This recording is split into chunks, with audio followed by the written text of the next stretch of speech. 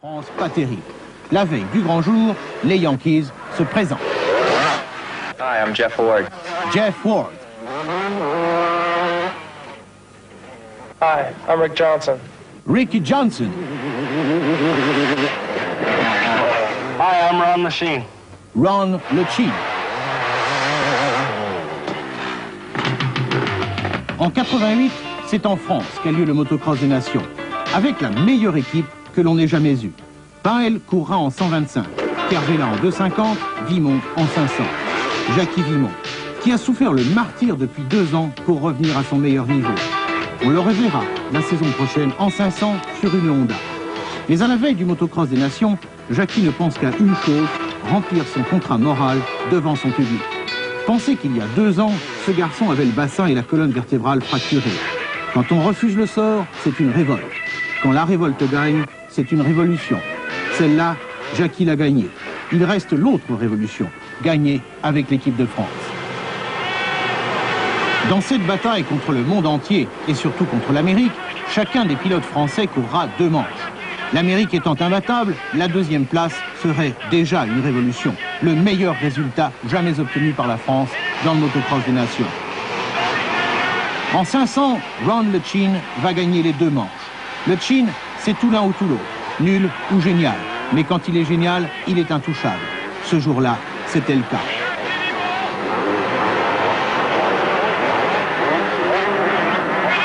Alors, le boulot de Vimont, numéro 4, consiste à assurer la 2e place de l'équipe de France. Et pour cela, il doit battre le reste du monde. Ce sera du très grand Vimont. Contrat rempli. En 125, Jeff Ward a le numéro 3, Jean-Michel Bayle le numéro 6. Dans une des 2 manches, Bayle assure la 2e place. Dans l'autre, Jean-Michel va réécrire l'histoire. Sur ces images, oubliez le numéro 7 qui ne court pas dans la même catégorie.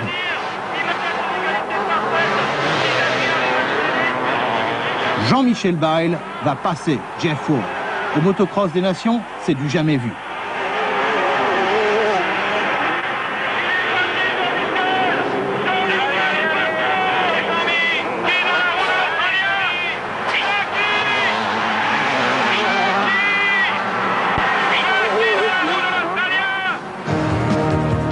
Il restait la catégorie 250.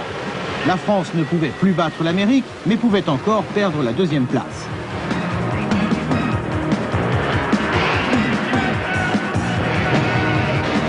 L'Américain, c'est le numéro 2, Ricky Johnson, le meilleur pilote du monde.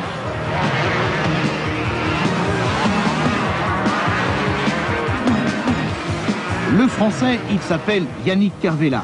C'est le fils du président de la Fédé. Sur ces 2 manches, il joue tout. Son nom, sa carrière, son équipe. Il se défonce et ça marche.